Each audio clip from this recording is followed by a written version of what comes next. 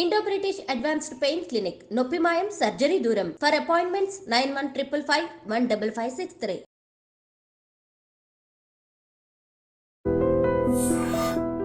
అందరికీ నమస్కారం. నేను మీ ఆయుర్వేద డాక్టర్ చిట్టిబొట్ల మధుసూదన శర్మని. మనం ఈ వీడియోలో మోషన్ ఫ్రీగా అవ్వాలంటే ఎలాంటి క్షేమదాయకమైనటువంటి ఔషధాన్ని వాడుకోవాలి అనేటువంటి అంశాన్ని గురించి తెలుసుకోబోతున్నాం.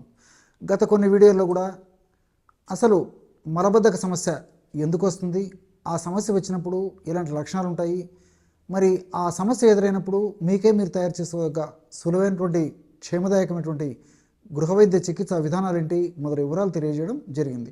ఈ వీడియోలో మరొక ఫార్ములాని మోషన్ ఫ్రీగా ఎందుకు మనం తెలుసుకోబోతున్నాం.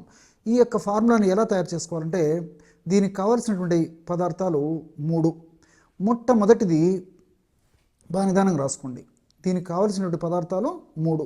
మొట్టమొదటి పదార్థం శొంఠి పొడి ఒక 20 గ్రాములు తీసుకోండి.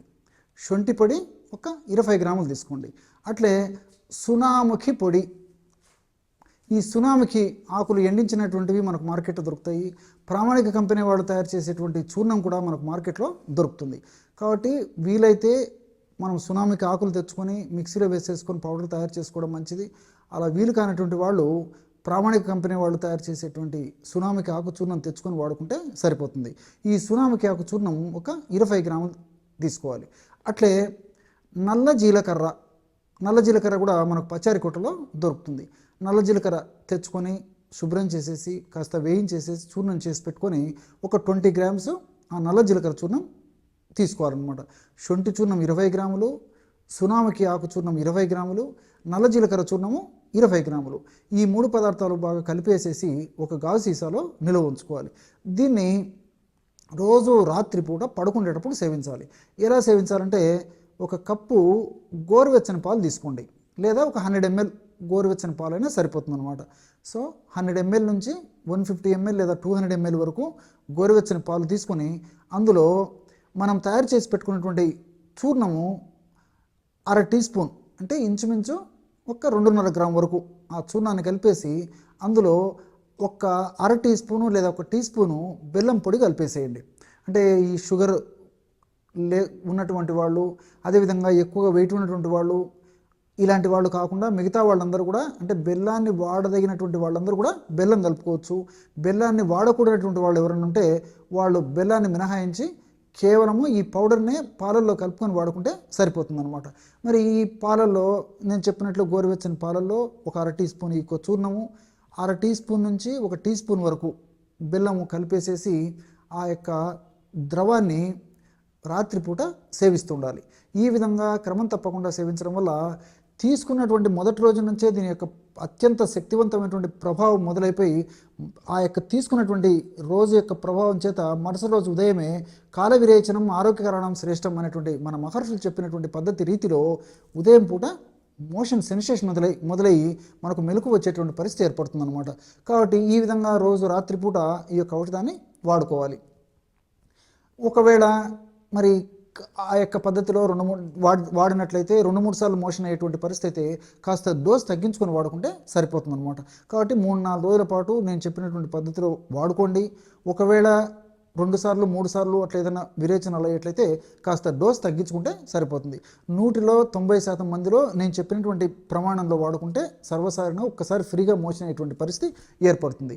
ఆధునికంగా మనం ఆలోచించినప్పటికీ ఈ శొంఠిలో ఉన్నటువంటి ఈ జింజరాలు, షాగోలు ఇలాంటి రసాయన పదార్థాలు, అదేవిధంగా సునామికిలో ఉన్నటువంటి ఈ సినిడిన్ అనేటువంటి ఈ యొక్క రసాయన పదార్థము, అదేవిధంగా సెనసైడ్స్ అనేటువంటి ఈ యొక్క రసాయన పదార్థాలు, అట్లే నల్ల జీలకర్రలో ఉన్నటువంటి ఐసోక్వినులను ఇలాంటి రసాయన పదార్థాలు, ఇవన్నీ కూడా ప్రత్యక్షంగా పరోక్షంగా మరి మోషన్ ఫ్రీగా ఎందుకు ఉపయోగపడమే కాకుండా మరి ప్రేవుల యొక్క చలనాన్ని పెంచేటువంటి పరిస్థితి కూడా ఏర్పడుతుంది.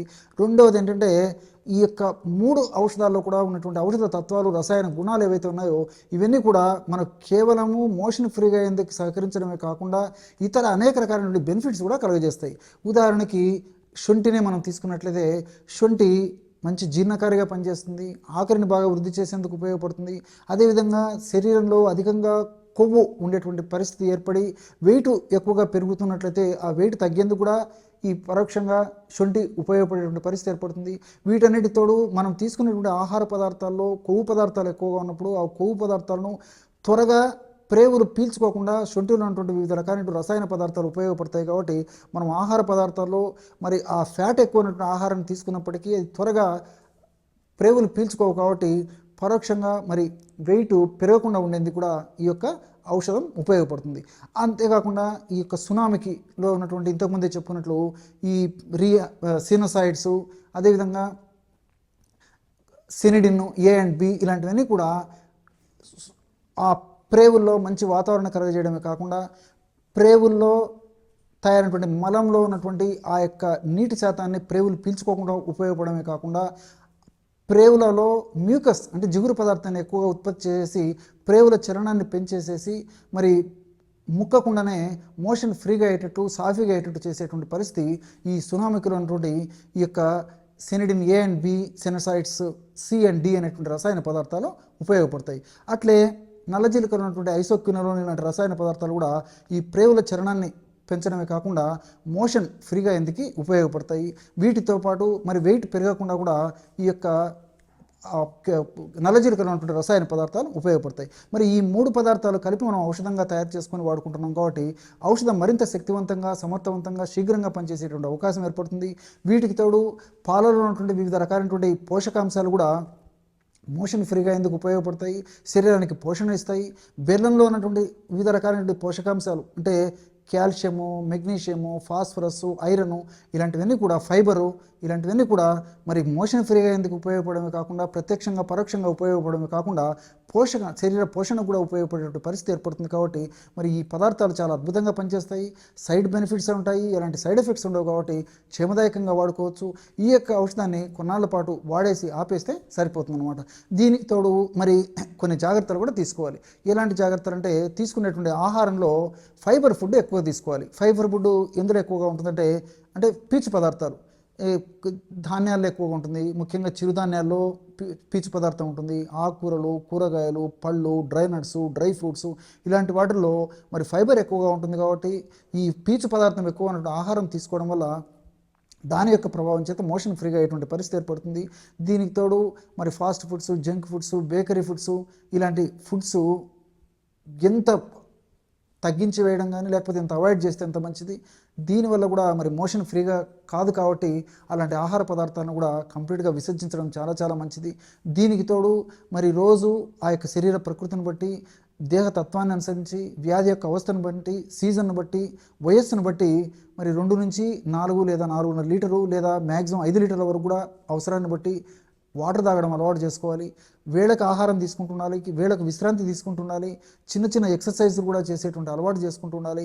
ఇలా చిన్న చిన్న జాగ్రత్తలు తీసుకుంటూ నేను చెప్పినటువంటి పద్ధతిలో ఈ యొక్క ఔషధాన్ని కొన్నాళ్ళ పాటు వాడి ఆపేసినప్పటికీ ఔషధంలో ఉన్నటువంటి రసాయన తత్వాలు, రసాయన గుణాలు, ఔషధ గుణాలన్నీ కూడా మనకు దీర్ఘకాలం పాటు మన దేహంలో సదా ఉంటూ, సదా కాపాడుతూ, సదా రక్షిస్తూ ఉంటాయి.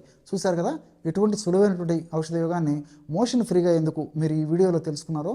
మరొక వీడియోలో మరొక అంశంతో మళ్ళీ కలుద్దాం. అంతవరకు నమస్కారం. మీ చిట్టిబొట్ల.